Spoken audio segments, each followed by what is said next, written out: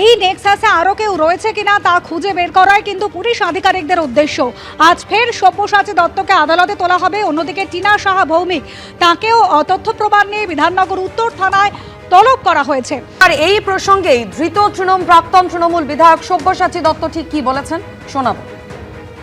কি বলবেন, এত পরিমাণে সোনা পাওয়া গেছে? আমার কোনো সম্পর্কই নেই, তাহলে ওটা কিসের জন্য আপনাকে নিয়ে আমার যাওয়া নয়। সব্যসাচী দত্ত তার প্রথমে রাজাহাটে ফ্ল্যাট, ব্যাংকের লকার এবং তারপর তার ঘনিষ্ঠ জেলা পরিষদের সদস্য টিনা সাহা ভৌমিক, তার দুটি বাড়ি থেকে বিপুল পরিমাণ সোনা উদ্ধার হলো। সব মিলিয়ে প্রায় 10.5 কোটির মতন সোনার উদ্ধার হয়েছে। এর আগেও সব্যসাচী দত্তে প্রায় 3.5 কেজি সোনার হদিশ মিলেছিল। আর গতকাল টিনা সাহা ভৌমিকের বাড়ি এবং তারপর রাজাহাটে ফ্ল্যাট এবং ব্যাংকের লকারে সোনার হদিশ মিলেছে। আবির দত্ত আমাদের প্রতিনিধি রয়েছেন আমাদের সঙ্গে। এই যে টিনা সাহা ভৌমিক নদিয়ার তৃণমূলের জেলা পরিষদের সদস্য, কে তিনি?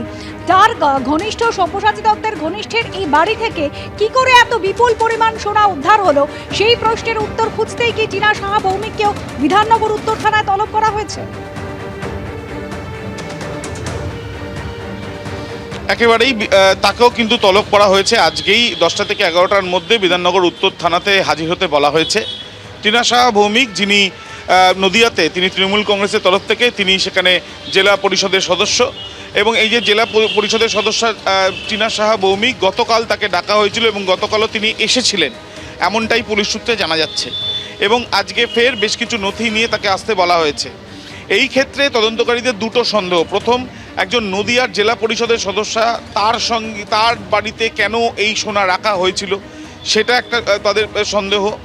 দ্বিতীয়ত, এই কোনো বড় নেক্সাস রয়েছে কিনা এর পেছনে, সেই বিষয়টাও তারা নিশ্চিত হওয়ার জন্যই এই জিজ্ঞাসাবাদের প্রক্রিয়া চালাচ্ছেন।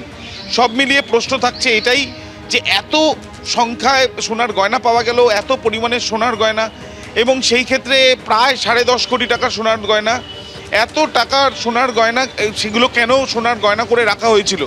কোনো না কোনোভাবে এই তোলাবাজির টাকাগুলোকেই রেখে এইভাবেই কি সম্পত্তি বাড়ানোর চেষ্টা হয়েছে, সেই বিষয়টাই নিশ্চিত হওয়ার চেষ্টা চালাচ্ছেন তদন্তকারীরা জেনে।